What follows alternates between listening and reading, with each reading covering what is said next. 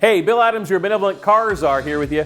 New year, 2022. Some of us are thinking, you know, the old car is getting a little old. I was down at the shop and they said, yeah, you're gonna need a couple grand worth of work to get the car going again.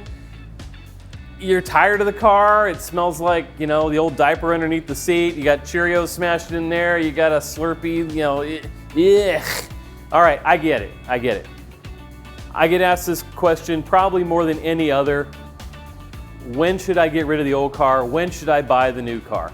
All right, it's 2022, New Year's, no politics, but hey guys, there ain't no cars out there to buy. Car lots are stinking empty, and I don't care what Jan from Toyota says, Toyotathon, there ain't no cars at the Toyota dealer. Just go on out there. Yeah, you could drop a bowling ball, run it through that parking lot, you will not hit anything till it hits the freeway. So, that being said, if your old car needs a little bit of love, give it to it. Give that car some love. But also, when you're doing that, use your brain. I mean, use common sense. If you need some help, bring it into our shop, any of our endorsed local providers out there. We can help you make that informed buying decision to determine if your car is at that point where it should, you know, move on to the boneyard. But even if it's that time, we might not recommend you buying a car right now. Buying cars right now, like I said, new ones, they're getting $5,000, $10,000, $15,000 premiums on the new car. So a $50,000 car, they're charging $65,000 because they got 20 people lined up. It's almost as bad as the housing market right now. Used cars are even worse. CarMax, they buy a lot of used cars. Usually they're paying pennies on the dollar. Right now they are calling people up going, hey, bring in your car, because they know that they can flip that sucker, make a ton more money on it, and they're paying twice as much almost on the wholesale as they used to. So if you've got a hoopty, you know, left over from your kid at college 5 years ago still sitting there, yeah, now's the time, give that to CarMax. But if you're trying to buy a pre-owned car, now is probably not the time again to do that, unless you do your homework. You gotta know what that new car is worth. You gotta know what you're willing to spend. What are you really looking to do with that car? And is your old car really shot? You got to answer all those questions. A good rule of thumb, I've heard Dave Ramsey use this, is, you know, you don't want to spend more than half the value of the car on a repair, especially if you're driving a hoopty. And a hoopty, to me, is anything less than a $5,000 car. Sorry for slapping that microphone, EJ. That was pretty bad of me. But anything less than a $5,000 car, you know, it's a hoopty. That's basic transportation. Gets you from point A to point B. Keeps you off of a bus pass. You get what I'm saying?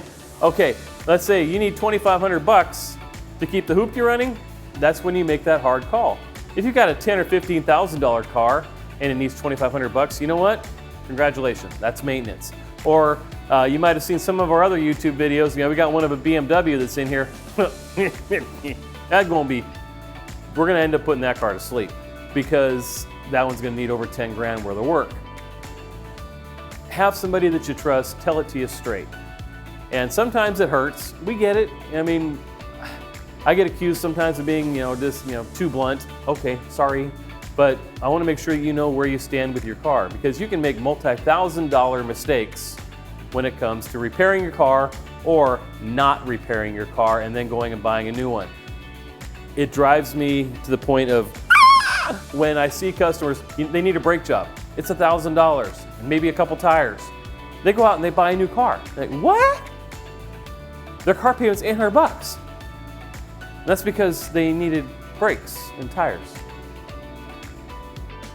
Yeah, it didn't make any sense to me either. But that happens. What it really was is they got new car fever and they wanted to go get a new car. So they went out and got a new car. If you want to do that, great. If you want to buy a car that's more of an accessory than a transportation, that's another thing too. I mean, you know, there's a purse and then there's a Louis Vuitton. Just ask my wife, you know, yeah, there you go. I get it. Yeah, whole nother thing, guys. Yeah, I'm talking about purses and yeah.